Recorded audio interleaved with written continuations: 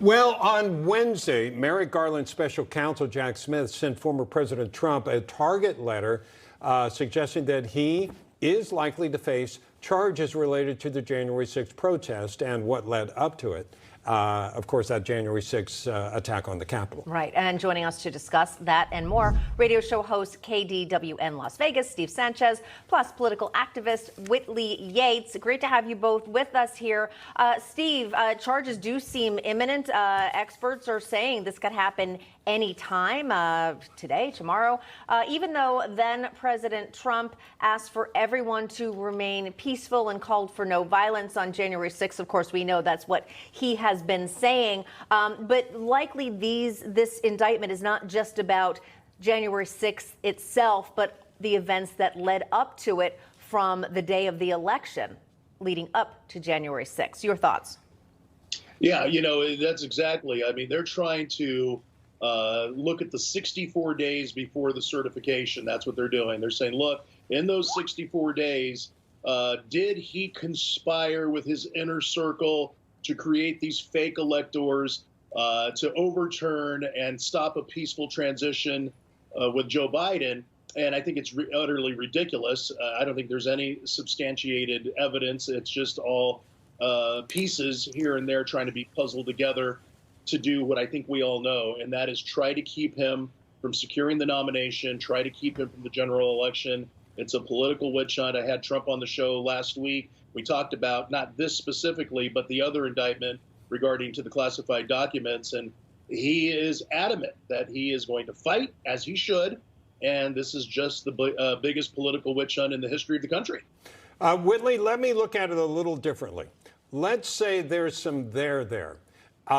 Legally speaking, and it moves forward, and we head into the campaign season, and you've got all this stuff going on. What impact is this likely to have? I mean, he could have 3, 4 cases going on while a presidential campaign is going on. And I think some of the also-rans in the polls are thinking, well, at some point he's going to drop out. We've had Asa Hutchinson say that he should drop out at this point. Didn't yes, he did. Chris Christie also? I forget. Yes. But what effect do you think this will have, negatively or positively, on the former president?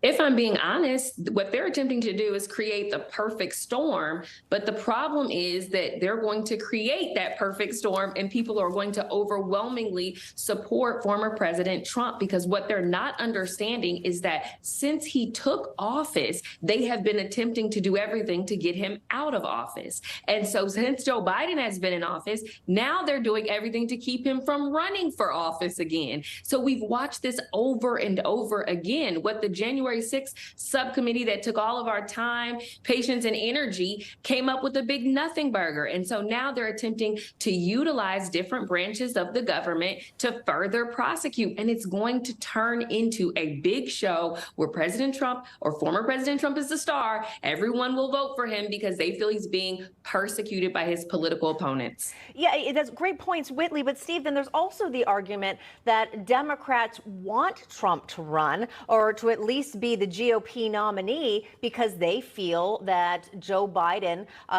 could defeat him again. So explain what other strategy or why they also might be doing this to him. Is it financial ruin? Is it distraction? What could be another reason if they actually do want him to run? I've heard this as well, and I think that this whole "I want him to run" business is ridiculous. They want you to believe they want him to run. They're scared to death if he runs. This is why they're also trying to stop Bobby Kennedy Jr. They are saying, look, we want him to run. Joe Biden will beat him like a drum. Remember Joe Biden's big, I'm going to beat him like a drum. And the fact of the matter is I can't, and I've spoken to so many people, including Democrats, and I don't think anybody likes this administration. $5 per gallon of gas, groceries going through the roof, car insurance premiums, health insurance premiums, no national security, a blank check to Ukraine. I don't think anybody with any common sense wants Joe Biden for a second term. So I think it's complete nonsense. I think it's political theater, and the Democrats are just trying to pretend like, yeah, we're not afraid. We want Trump. He's the easy guy to beat. That doesn't seem like it to me. Whitley, we've got about 15 seconds. Your thoughts?